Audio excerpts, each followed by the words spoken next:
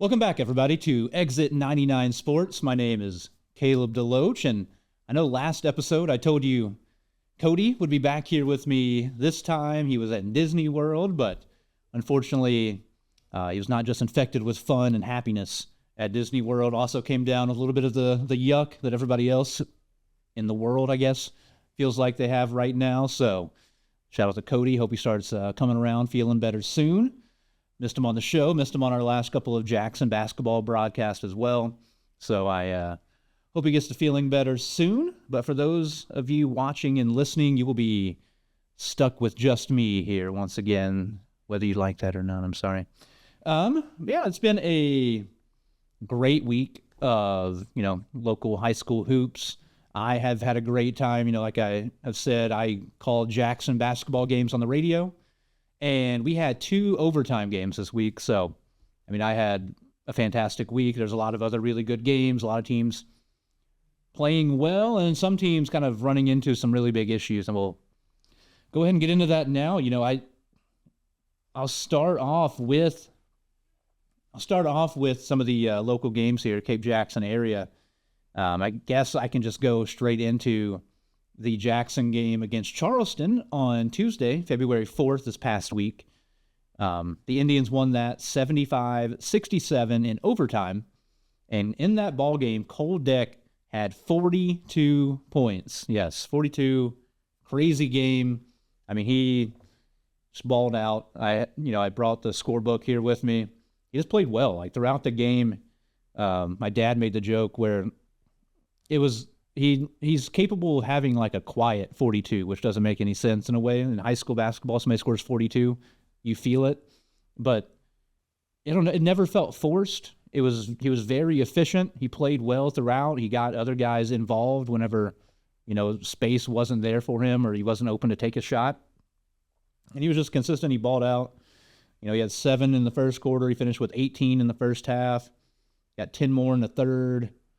He got 6 in the fourth. He had 8 in overtime to lead them to that victory. And yeah, it was a fun game. It was senior night, so an exciting night for Jackson fans, Jackson players. This Indians team has 6 seniors: Gavin Allspaw, Lee Ivy, Kolton Toma, Cole Deck, Austin Criddle, and Braden Thompson. All seniors, all of them, contributors, all of them seemingly great kids, good leaders on the team. It's been fun the last couple of years getting to watch them play pretty consistently and getting to call their games and whatnot. And yeah, and they came out, played pretty well. Jackson started the game well. They led early. And then Charleston just played really lights out. They kind of exposed some weaknesses. They found some holes in Jackson defense. And the Charleston, they're tough to... they're a little bit tough to guard for the Indians because Jackson does like to, play a little bit bigger. They like to play 2 big guys. And Charleston has, a big guy in Deshaun Henderson. But outside of that, really nobody else you would classify as a post player in any capacity. And so that made things a little bit tougher. They had to match up with a lot of smaller guys, tried to stay in front of people. It was tough for them at times. And a lot of players on Charleston played well. They made a ton of shots, Shandon and Clark, Lane, they were all hitting a lot from the perimeter.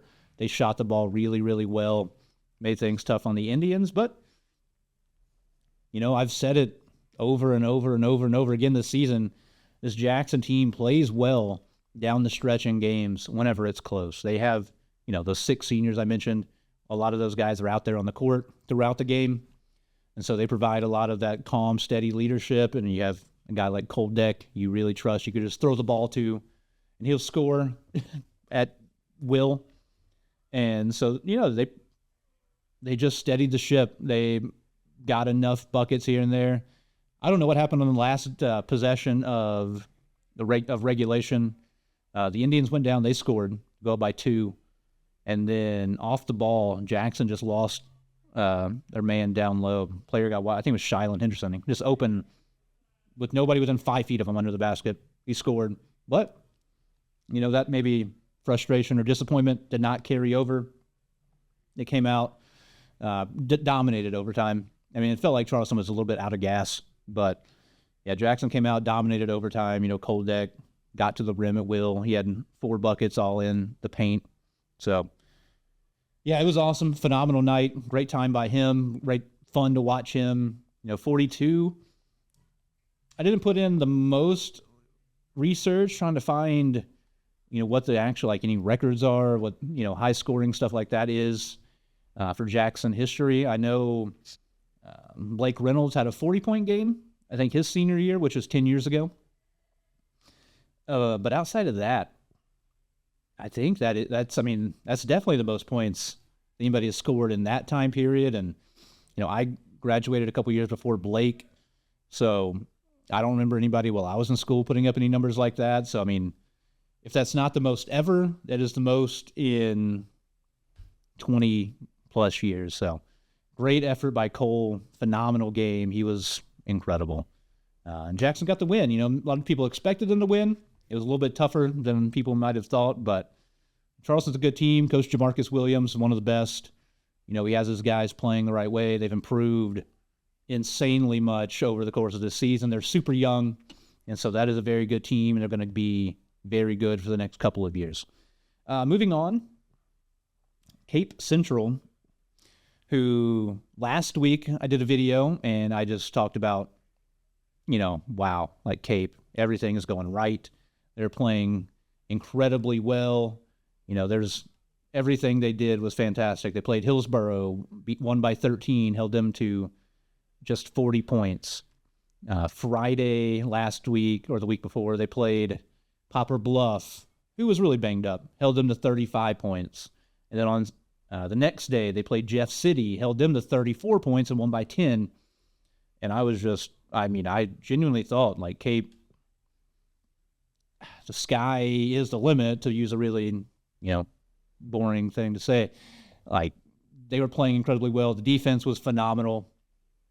And there was nobody I thought that they couldn't beat or at least hang with on their schedule the rest of the way. And then they travel up to CBC on Tuesday, and they lose that 74-49. Not great. Unexpected for me by far. I was in a message thread with the guy who calls their games for our station, Ryan Winkler, and, he was just like, score is this, the score is this, and I was like, what is happening? But I know, so in that ball game, I wasn't there, I didn't see the whole shebang of, how everything went down. I know that Tyshandre Edwards came away with the hand injury, and I guess in that game, or maybe sometime later on, Marquee Mills is injured now. He did not play in Cape's most recent ball game.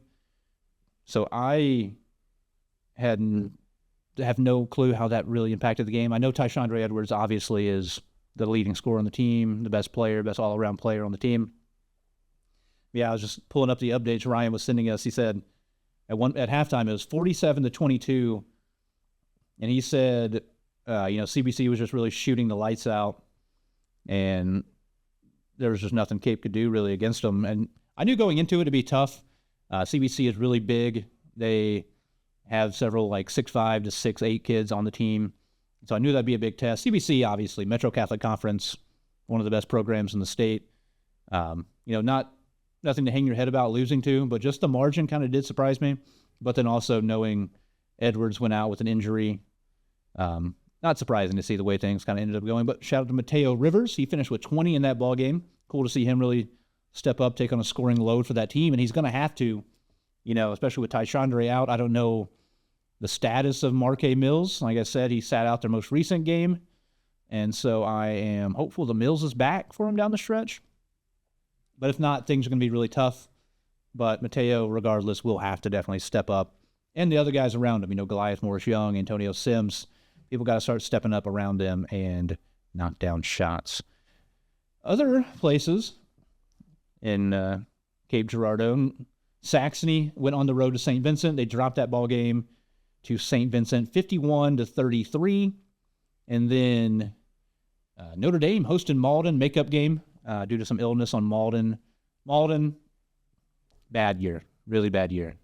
Struggling mightily. Came into the game winless, and they came in 0-16 into that game.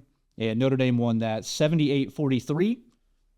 The big note there, Kolton Johnson balled out. He had 36 points. He made 10 threes, which is a school record. So, I mean, anything you didn't already know about the kid, you know it now. He can shoot the lights out.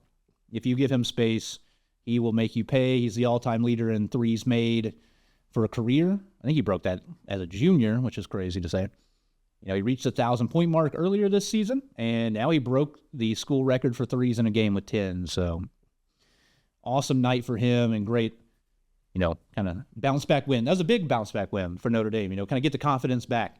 They struggled really bad the week before. You know, they played great teams. They went to Nixa. They played Jackson and took two really close losses. And so it was good to see them kind of get the momentum rolling the other direction for them. And then they had to play again on Wednesday. They faced off with Woodland, state ranked in Class 3, District 2.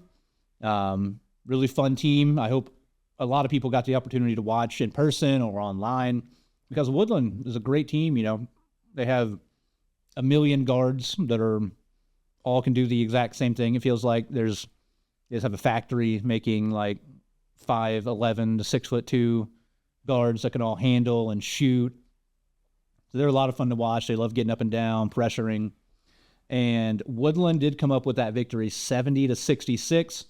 Like I said, both teams played really, really well. I wasn't surprised by the outcome per se. I thought Woodland was the better team.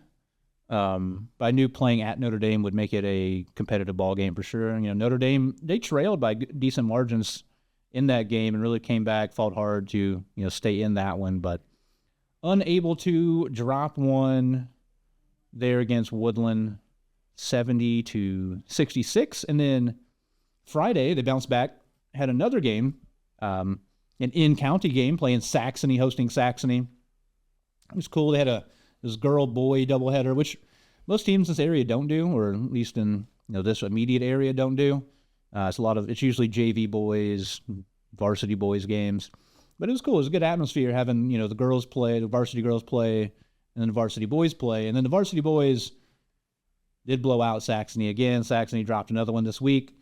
64-41. The Bulldogs won that on their home court. And more big news for the Bulldogs. Brett Dohogne, who scored 20 points in the ball game, scored his 1,000th for his career. So congratulations to Brett and Dohogne. He, you know, he kind of did what he does, not anything out of the ordinary. He dominates inside. If you don't have size, athleticism, strength to match up with him, he is going to kill you inside. And he did that again, like I said, 20 points. He did it all for them, played well defensively, had a good size advantage inside over anybody on Saxony. Not a very big team. And, yeah, got his 1,000th career point. Like I said, great player. Been very fun to watch him over the last few years. Like I said, I do Jackson games, so I see him at least, you know, usually 2-3 times a year at the SEMO conference, Christmas tournament, plus playing the regular season. So it's fun to watch. And then obviously, I personally live like a mile away from Notre Dame. So I've seen several Notre Dame games over the last few years with him in it. So he's been a great pleasure to watch. So congratulations, 1,000 career points to Brett Dohogne. And also Johnson followed it up, 4 more made threes.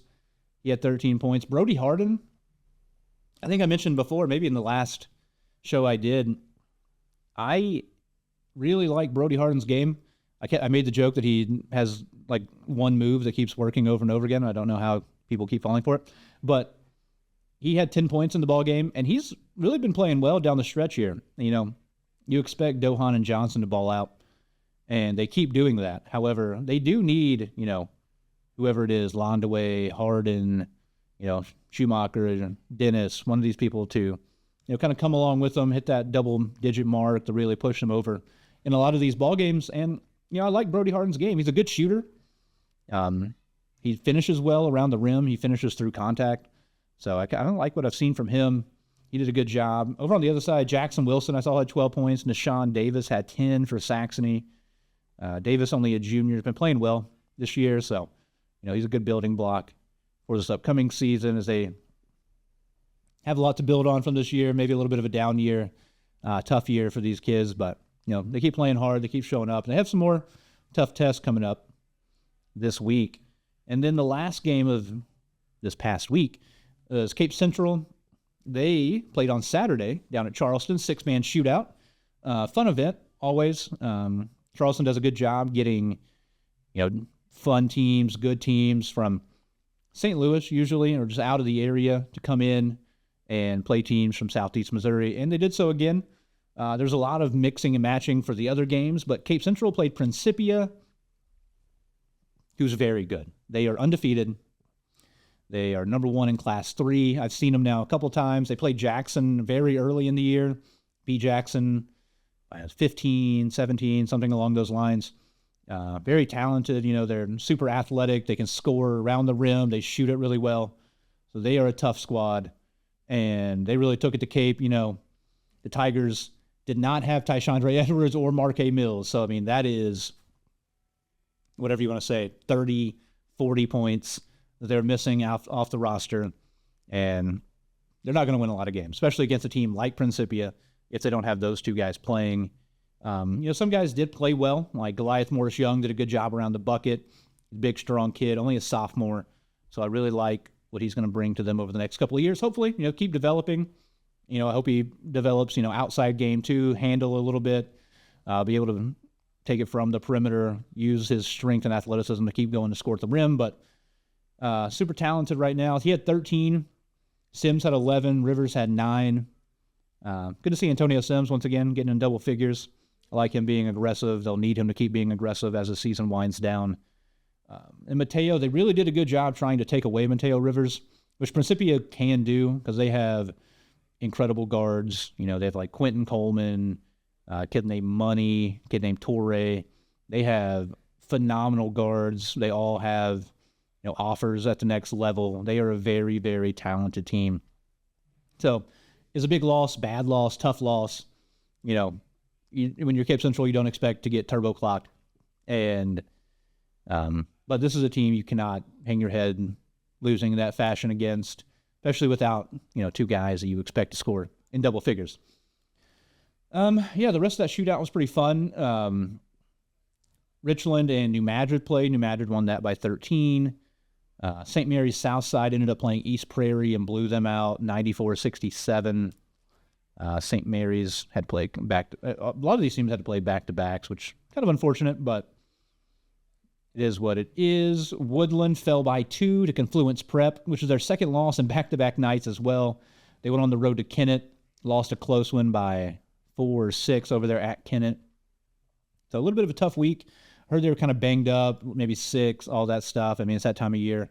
Unfortunately, I just hope they can be healthy for the inevitable district championship they're probably going to be in against Scott City. I want to see a good rematch between those two. So hope both of those teams are 100% healthy. Woodland lost by 2 to Confluence Prep. And Sikeston blew out Charleston in the finale, 96-57. Sikeston looks dangerous. So if you're playing Sikeston into this season, be ready. Strap the seatbelt in tight because they are flying right now. Putting up 96 at Charleston, not easy to do. And shout out to Greg Hollifield, 900th career win. Feels like last season, it felt like he got win number 800. So he is definitely going to be closing in on 1,000 with the way they win in just no time. Good week of boys basketball. Some high-level games. I skipped right over the game that I wanted to talk about the most nearly there. And that was my second game of the week. To rewind back to Friday. Jackson took on Webster Groves. Webster Groves is inevitable. And they beat Jackson 69-68 in overtime. And it was a tough one for me calling the game. And, admittedly, as a Jackson graduate, former Jackson player, it was tough. Incredible performance by the Indians. Once again, I said earlier in the week, Cole had 42. He followed that up with 36. And I mean, Webster Groves is so good. Like, coming into the game, I definitely picked Webster Groves to win. And I thought they would do so, maybe not in blowout fashion, but I thought they would win pretty comfortably. But Jackson came out and was just not afraid at all. Just went straight at them. Webster Groves would jump out a little bit, take a 7-point lead. Indians would just bring them right back in. Phenomenal, just team game by the Indians. Like I said, it was a brutal ending. Webster Groves got the ball 5 seconds out of bounds. They got it in, got it to their best player. He went and scored at the rim. I mean, it is what it is. Scotty Atkinson was the guy who hit the game winner. I mean, he is a high 4-star prospect. He's a sophomore. He's already got looks from just about everybody in the nation. He's got a ton of power conference offers already. And he is, ultra talented, super good. The very next day, they followed that up by beating Whitney Young, a powerhouse out of Chicago. It's produced NBA players left and right. So it was no joke, how Jackson played Webster Groves. That kind of, no moral victories here. But just showing that kind of proved to a lot of people at Jackson, maybe hopefully the players, coaches, and the fans, and the people around the state that, like, Jackson can play with people. Like, they don't have to be afraid of anybody when they get into the Class 6 playoffs. Like, they are capable of hanging with anybody and making it dangerous down the stretch. Obviously, being at home helped. It is what it is. Playing in front of your family and friends, being able to just show up right there in your home gym makes it a lot easier for you mentally, obviously, as a player. But yeah, they played well. I said Cole had 36. He had 6 in overtime on 2 made threes. He was phenomenal again. He had 17 at halftime. Only 3 points in the third quarter. But then he came back out, had 10 in the fourth. Just hit big shot after big shot, man. He was just ice cold again, just hitting threes when they needed them. Knocked down the 3 to tie it for Jackson. Tough shot, too. I mean, everybody in the gym knew who the ball was going to. He still got it, made a deep 3 on the left wing. Kid's good, man. The kid is good. And he was doing it against, like I said, Scotty Atkinson. Scotty Atkinson was guarding him. He's 6'3", heavier than Cole, probably about 10, 15 pounds. He's the one with offers to Mizzou and West Virginia and other places. They also have another kid on Webster Groves, Miles Simpson. He finished with 9 points. Atkinson, I had him at 28. It's a bucket, too. But the Simpson kid had 9. He's considered like the best freshman in the state of Missouri, maybe, and one of the best in the country. He's got D1 offers, several of them already. So just a super talented team. Webster Groves is one of those programs, too. Every year, you just expect them to show up. They're going to win 20-something games. They're going to make runs in the playoffs. They won a state title in, I want to say, 2021. So they're a phenomenal program. Coach Mathis does a good job there. Taking over for Coach Blossom, who is the coach now at Principia. Yeah, just good job on both sides. Great game, well-played game. One of the most fun games I've watched. But yeah, it was brutal. The ending. Jackson cannot beat Webster Groves. It's tough, man. It's tough. That is, I think, the 15th, 1-5 consecutive time Webster Groves has beaten Jackson. I was a part of several of those. It's tough. Webster Groves is just good, man. They're a monster. But hopefully the Indians will get them next time. It'll probably have to be the next time we play them at the event center. Other people in the game, Ernst had 8. John Ernst played really well. He guarded the really good freshman on the other team, Simpson, and did a great job against him. Really kind of shut him down in the second half. Jory Toma played well. He had 9.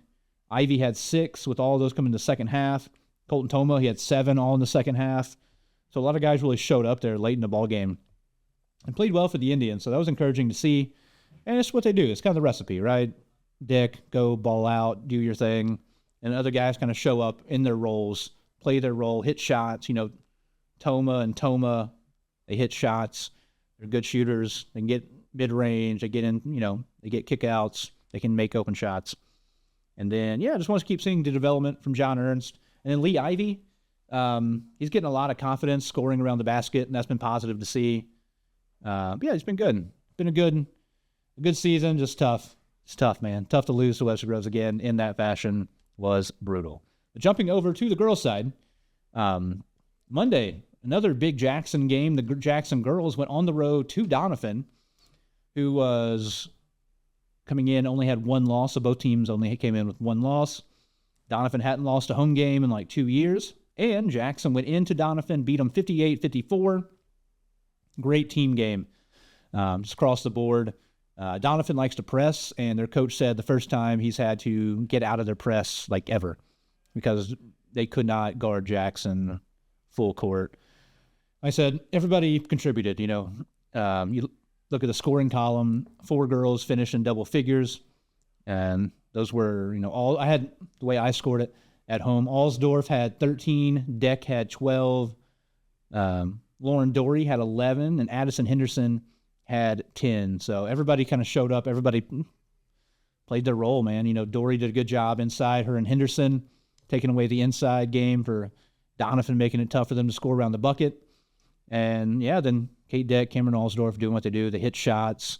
They made tough buckets around the rim, and everybody hit free throws. And that was the X factor. Shout out to my high school coach, Darren Scott, now at Saxony. He always told us free throws don't win every game, but they win you the close ones. And this was a close ball game, and Jackson shot 100% from the free throw line in the second half. So that's what you want to see. That's how you win close games. And once again, I told you those 4 girls in double figures. Cameron Alsdorf, senior. Kate Deck, freshman. Dory's a freshman. Henderson, the freshman. Like, all those girls knocking down free throws on the road, tough environment, small gym, packed in there, a lot of loud people.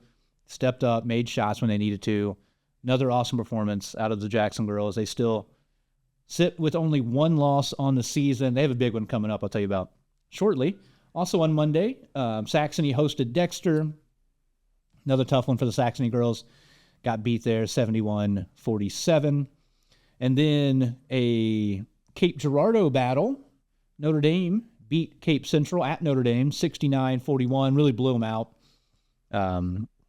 Just another all-around dominant effort out of the girls. Eliza Barnett had a big week, humongous week, inside and just dominant against everybody she played. She had 20 points, 12 rebounds in the game. Skylar Kraft also paced her with 16, so big inside-out threat there for the Lady Bulldogs. Grass picking up their first win of the week. Cape had to turn around, play on Wednesday. They fell to Farmington 55-30. I've seen Farmington a couple times. They're good. And so not a surprising outcome per se. Farmington is, I would say, quite a bit better than Cape Central. But then they bounced back, the Tigers, that is, and played at Cairo Thursday this past week and beat them 69-33. So nice win by the Lady Tigers. Going on the road, sometimes a tough place to play. I don't know what the environment was like in this one, and beat Cairo. And then Jackson was back on the court, and they had a SEMO conference ball game. They hosted Poplar Bluff, and it was just a dominant game again for the Indians, 64-29. Indians continue to steamroll anybody in the SEMO conference. Excited for the inevitable rematch between them and Notre Dame. See how that goes. It'll probably be for the SEMO conference crown. But in the Poplar Bluff game, it was a lot of Dory and Deck. Lauren Dory had 20. Deck had 17.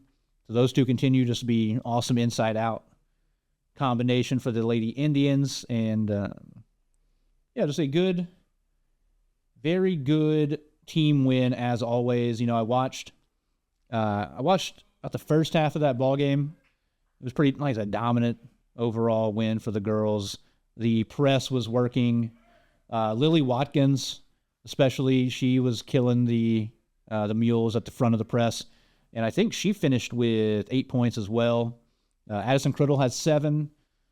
She made a buzzer beater there before halftime. And it was over by halftime. It was very dominant start to the game. They did what they needed to do. They came out, they took care of business, picked up a win over a team they should beat. And, blew them out, 64-29. And then Friday, we had another in-county battle. Saxony, as I mentioned, we had a varsity girls, varsity boys doubleheader at Notre Dame. Notre Dame blew out Saxony girls, 64-39. Liza Barnett, as I mentioned before, big week. She had 20 points, 13 rebounds, and 7 blocks in this one. So she is really just stepped up. I mean, she's a senior, and she's been playing well all season, but it feels like really down the stretch here, she's just like, I am going to take over for this team, and she has been balling out, and I hope she keeps doing so. It's been fun to watch, and I'm excited to see, what they got going on here down the stretch. And then so that'll just lead us into this week's slate of games. I guess we can stay with the girls. Monday, February 10th, so today, if you're watching on the release date of this, Jackson is hosting Principia.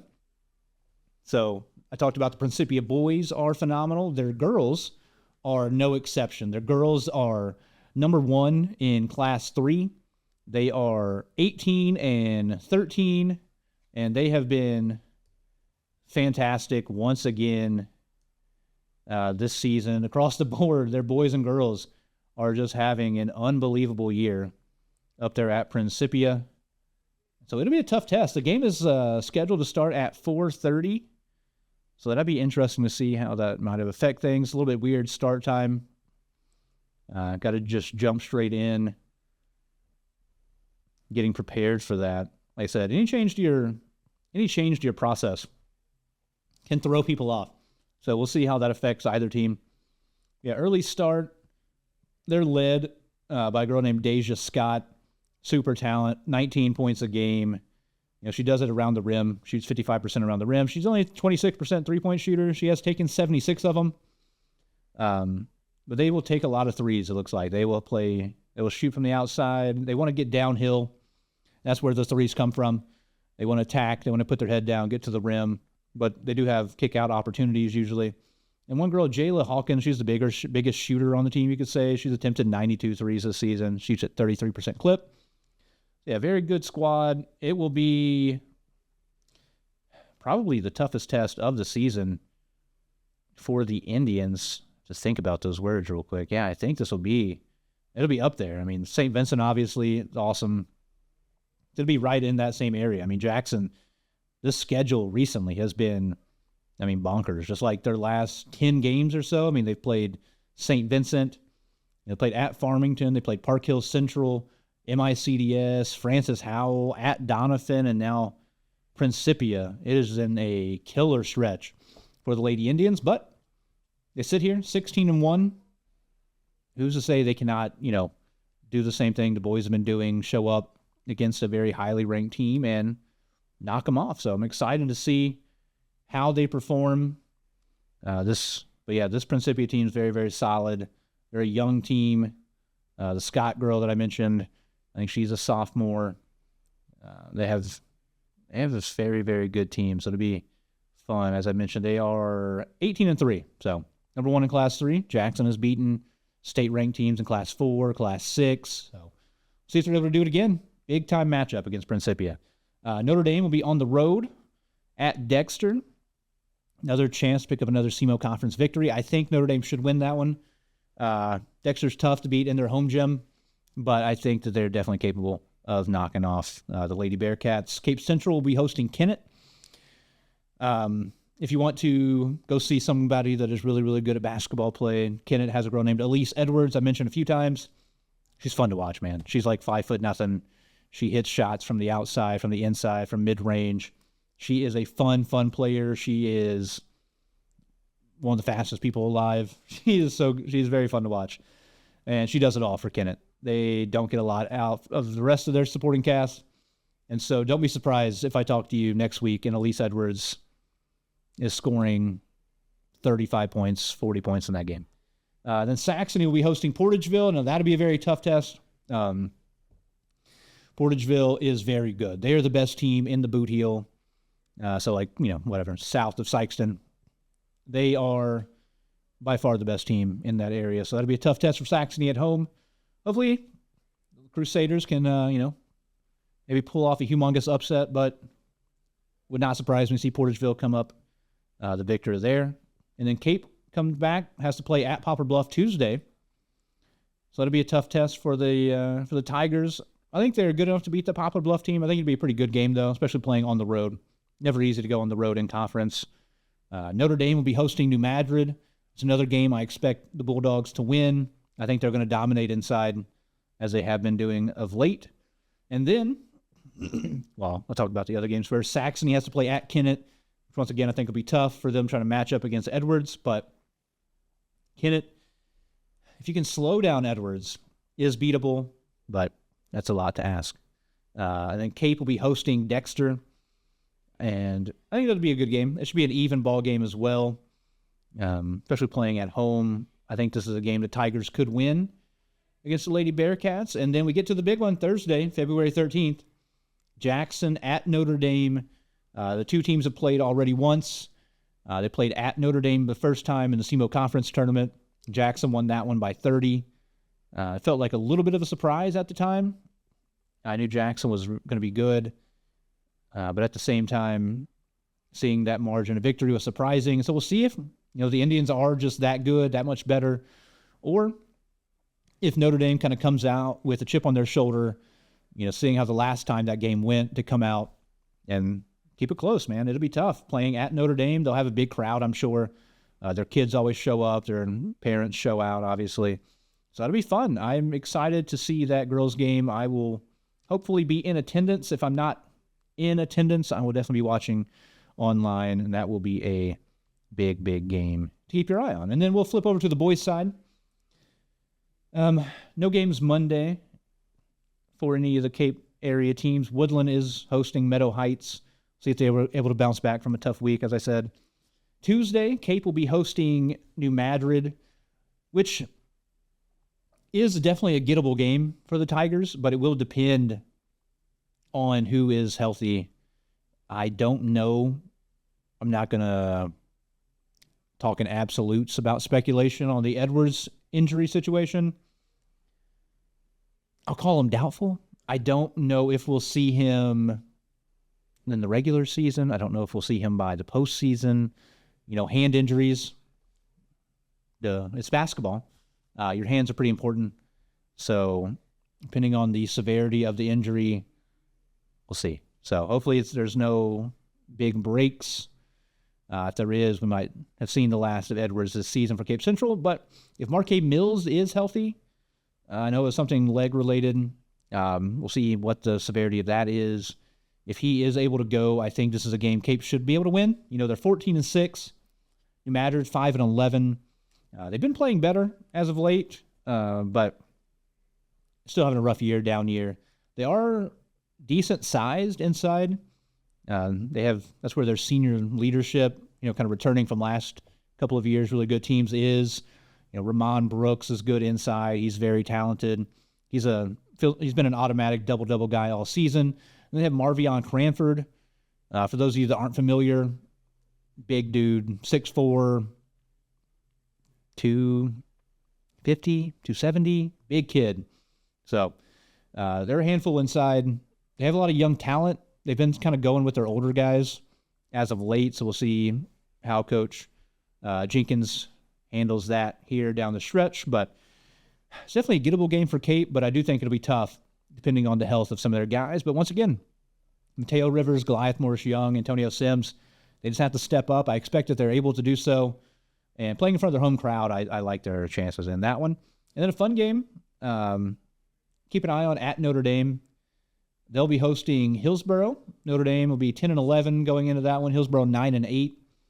Hillsborough's a solid team. I'm pretty interested to see how this goes. Their guards are fine.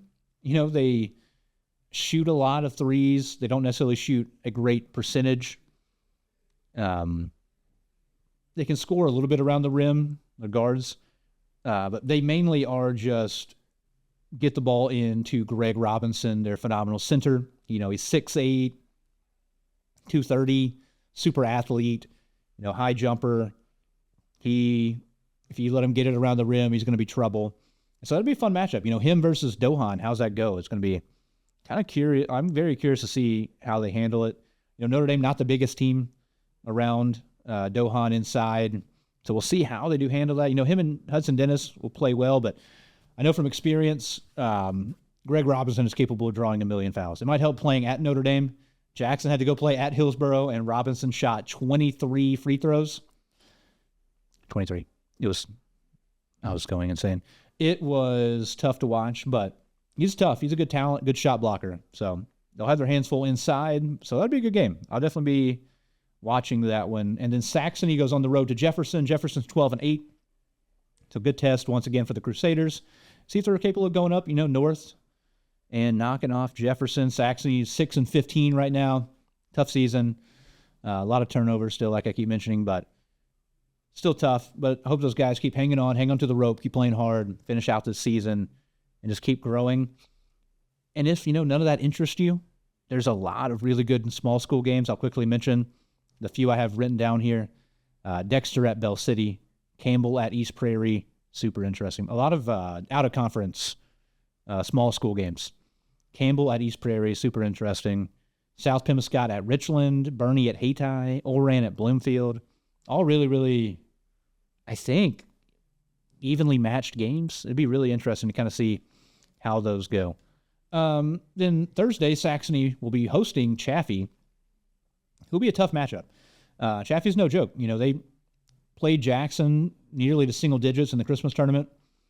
They have a kid, Fowler, who's a bucket, plays for them. They're a pretty solid team. They've looked well throughout the season. Chaffee is definitely not a pushover, so that'll be a good test for Saxony at home Thursday. And then Friday, Saxony plays again. They're playing back-to-back. So busy week for the Crusaders. They'll be on the road to Oak Ridge, which is another game I think they can win. And so we'll see how that one goes. Shout out to Coach Haas up there at Oak Ridge. We'll see how that goes. I think that's definitely a game Saxony could pick up in the win column, however. Notre Dame will be on the road at Poplar Bluff. It's tough to win there, and it will kind of depend. I don't know. I can't really tell you what I think about the game because the Durden brothers, the two leading scorers on Poplar Bluff, have been out recently with injury. So my thoughts on that game will kind of depend on how, the availability of those two. If they're playing, it'll be a very tough game. But it could be a very evenly matched game, I think. Even with those two, I'm interested to see that one. I'll definitely be watching. I know if you look up River Radio PB on YouTube, they'll be live streaming their games. Frankie Castile does a good job there. And I know Rusty Hendricks will be broadcasting, I assume, that game as well. Over the radio, yeah, it'll be a good game. It'll depend, like I said, on whether the Durdens are healthy. If the Durdens are not, I think Notre Dame could win comfortably. If they are playing, I think it'd be a good ball game. And then Jackson will be on the road to New Madrid. A little bit of a long trip. So we'll see how the Indians deal with the long bus ride. A week off for the Indians, which is also very valuable this time of year, in my opinion, getting rest. And Jackson will come into that one 18-4. As I mentioned earlier, New Madrid goes into this week 5-11. So definitely a winnable game for the Indians. But it's tough to go on the road in the SEMO Conference. I talk about that with Coach Brownsberger after every ball game. No matter who you play in the SEMO Conference, no matter where you play them, it's going to be a tough, tough game. And just because New Madrid is down does not mean they're going to be easy to beat. So Jackson has to bring it, cannot sleepwalk. And then what, I would have originally billed as very, very interesting big one. Cape at Sikeston, still for the regular season conference championship. Those teams are both still undefeated in conference. It'll be at Sikeston. The last time they played, it was at Sikeston. And it did not go Cape's way. It was bad. I was actually on the call for the Cape game, and it was tough. I mean, it was a decent game for the first half, and then an absolute avalanche hit Cape Central in the third quarter. I don't even know. It felt like there was 20 consecutive turnovers to turn into layups and dunks. So, if Cape Central's playing without Tyshandre Edwards, if Marquee Mills is also out, or if he is hampered in any way, it could be a tough one for Cape Central. We'll see how it goes. I've heard that Marquell Murray is no longer on the team at Sikeston. We'll monitor that situation. But he wasn't there for Charleston game either, and they won that by 40. So we will see how that goes. Best of luck to the Tigers, but it will take a lot of luck, in my opinion, to beat the Sikeston team. They're just so good. I mean, they're just so talented. They've got two SEMO signees They are just a very, very good team. Tough to match up with, tough to play 4 quarters with. You can't play their game. You cannot try to run with them. It'll probably lead in you losing. So we'll see if Cape is able to kind of fight back against the speed and quickness of Cape Central. And if they can handle the ball, you cannot turn it over against a Sikeston team and expect to win. So that pretty much does it as far as this week's slate goes. Boys and girls, a lot of good ball games. Busy week as always. Busy week for girls, busy week for boys in the Cape Jackson area. And before I sign off here, I thought I would take a look over at the district standings, because we're right there. We are about a month away in the bigger classifications from district time. So a little bit under a month now at the time you'll be watching this. So yeah, it's definitely time to start looking, time to start thinking about where your team is going and, how they might do there. And then on the boys side, I'll start Class 4 District 1 where Notre Dame is. And the way I'll describe this is it is the most, no offense, 500 district of all time. By that, I mean, I'm going to go alphabetically. Dexter, 9-11. Donovan, 11-8. Fredericktown, 10-9. Kennett is 8-11. Notre Dame is 10-11. And Perryville is 10-9. So every team is like right there, hovering around 500. Some of those could be off by a game or two. Misha takes sometimes a day or two to update their records and whatnot. But regardless, that district will be played up at Fredericktown. Good-sized gym. Should be able to hold, whoever's playing up there. Yeah, I mean, if you're Notre Dame, it's definitely a winnable district. Dexter is fine. They're up and down, kind of. Haven't seen Donovan, haven't seen Fredericktown. Kennett has a very good player. They have Dyson Watson, who's very good. They have shooters around them, but if they aren't hitting shots, Notre Dame blew them out already once this year. So I think that they're a beatable team. Perryville's playing well at the moment. Coach Hahn from Delta, back in the few years ago, is up there, has them playing fast, has them playing well right now. But there's nobody in that district, in my opinion, that Notre Dame can't beat. I think that is a winnable district for them. And I think, if things shake out the right way, we'll see where the game is going to be played at. They could win the next game, too. I think it'd be Potosi probably coming out of that district. We'll see. But playoffs right now, Notre Dame gets positive momentum going that way. They could win. They could win a few games, like in districts, and I think they could get out of districts and maybe win another ball game at least. As I move over to Class 5 District 1 on the boys' side, and that is a jam-packed district. From what I have on here, Misha's website, got Cape Central, who's got 14 wins. Farmington's there with 18 wins. Festus has 10, and then Sikeston has 18 wins. At the moment, it looks like we're trending toward a Farmington-Sikeston rematch in the championship. We'll see. Farmington already beat Cape and Sikeston, so Farmington should have the 1 seed. Unless they just collapsed the last few games, but I think regardless, they'll have the 1 seed.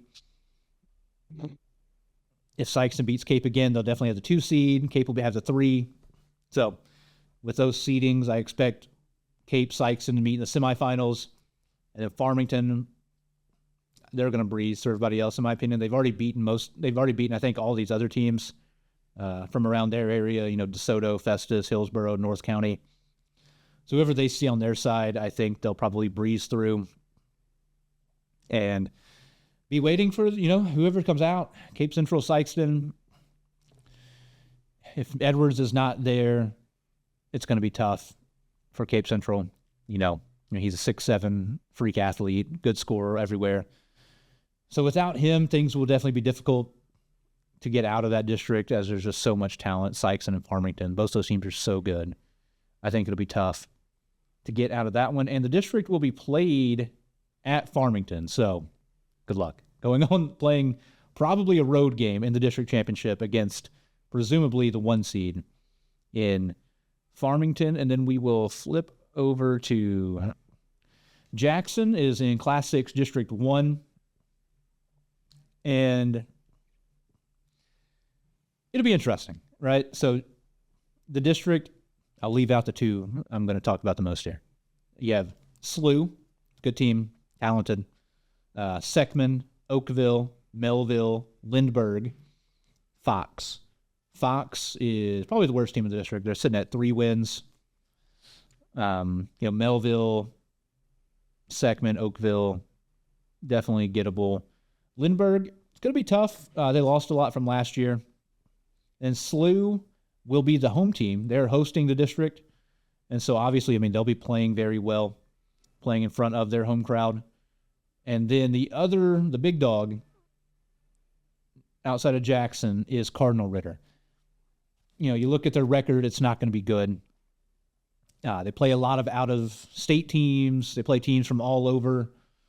Their life is not going to be easy this season. Cardinal Ritter lost a lot off of last year's team, and no slight to them or anything. I just kind of expected them to reload with a ton of transfers and really kind of pick up where they left off. They've lost some games that I wouldn't expect them to lose. They lost to MICDS by 9. They lost to Lift for Life by 3. They lost to Battle, who's solid, by 7. They lost at McClure North. They lost to Miller Career Academy. Does that mean anything? Not necessarily. They're still going to have really good players. I remember a few guys from last year's team that were underclassmen that I really liked. They had a guy named Oscar Patterson, who was incredible, great defender, crazy length. So we'll see. We'll see how it goes. Jackson, this team this year is capable of beating them, I think, which is crazy to say. I would have not thought that coming into the year. Hand up. I did not think Jackson would be this good coming into the year. But they play hard. That's boring and cliche, but they do. They play good defense. They're all bought in. They're all locked in. They're focused. They play winning basketball. They make plays down the stretch when they need to. And they have a guy that can score 42 points, which never hurts. So it's going to be interesting. I think this is a winnable district, we'll say, but it will also be tough. You're going to be playing on the road. You're going to be making the road trip up to St. Louis. And it's worth mentioning, if you are playing Cardinal Ritter is like a block away from SLU High. So that stinks. If you are Jackson, you're going to be playing a road game. You're going to be playing road games against everybody. Everybody else is from St. Louis. You are not. So Jackson fans, once we get to that point, hope you travel well. Got to make your presence known because it's going to be tough playing up there on the road for all these ball games. And then I'll flip over for the girls' side, district play. Class 5, District 1, where Cape Central is at. They're in a tough district. There's some pretty solid teams in here. Hillsboro's 15-2. Festus is 17-3. You got Farmington, Sikeston, Bluff from around here in the district as well. So that'll be tough. I've skipped right over Saxony. Saxony's boys, I will backtrack. Excuse me. They're in Class 3, District 2, which I've alluded to earlier. They're not going to win. They are in a district with Scott City and Woodland, and those two teams are on a collision course with each other. Scott City, shout out to them. They just won the Scott Mississippi County Conference tournament, beating East Prairie for a second time by double digits. Scott City and Woodland are both very good. Those two are going to be in the district championship, but Saxony's going to play some teams they could pick off depending on where the matchup lies. It'll depend on how they get seeded. If they have to play one of those two teams in the first round, it might be lights out for them. But, Clearwater has 2 wins. Arcadia Valley has 7. Greenville is at 11-10. And those teams are all beatable. That tournament will be played at Greenville. So it'll be a little bit of a hike out into the woods. Good luck getting cell service out there, as kind of in the middle of nowhere. But that is where that district will be. and it will be a very, very, very uphill battle for the Crusaders. As I was mentioning, over on the girls' side, Class 5 District 1, it'll just depend on the matchups. Cape Central could beat about half these teams, in my opinion, but I think any game they play will be tough. There's no, 2-win team in this district. There's nobody that's bad, right? So every game will be tough. It will be very competitive, and I'll click over and see where it's going to be played. It's going to be played at Cape Central. Learn something new every day. It will be played at Cape Central, so that is a big plus, getting to play on your home court, so that might serve them well. They might be able to win a game, maybe pull an upset or two, so we'll see what happens. We'll definitely be rooting for the girls over there. And then Saxony girls, that is, are in Class 4 District 1, and they will be the lowest seed in that district. They're in a district with Dexter, Doniphan, Fredericktown, and Kennett. I'd be very surprised if anybody outside of Doniphan comes out of that district. The Donettes are very good. District we played at Kennett, so that will be a long drive for Saxony girls. Very long trip down there to Kennett. I made it once this year, so that'll be a very, very tough district for them to get out of. And then Class 6 District 1 is where Notre Dame and Jackson are, as the girls for Notre Dame got moved up 2 districts compared to their boys due to a lot of success the last few years. And so they will be in a district with Jackson. And then some of the other, heavier hitters is Jackson and Corey Zoo, really. Corey Zoo on here is listed at 14-4. They're a very good team. They're consistently a really good team. I think Notre Dame and Jackson will both play them here in the regular season. So you'll get to see them. Notre Dame will get to see the best teams in their district over the next couple of weeks. So you'll see how you can stack up and maybe be able to, jump up, bite them. If they play Jackson in districts, it's tough to beat a team 3 times. If the Indians are able to win this upcoming matchup, it's tough to do. It doesn't happen a lot. So it'll be a tough district if you're the Notre Dame girls. If you're the Jackson girls, you're thinking like this could be a year we could, maybe get out of districts for sure. It will be up in St. Louis at Lindbergh, which I'll tell you, go up there to Lindbergh. Nice area around Lindbergh. That's where the Jackson boys played districts last year. School was super nice. I played there back in the day. Didn't look like that. They have an incredible looking school now. Super nice facilities everywhere. Go check it out. It's a great place to watch a basketball game. Nice facilities, nice school. To be a good district. Lindbergh, the host, they're under 500. They're definitely gettable. Fox is sitting at 4 wins. Melville has 4 wins.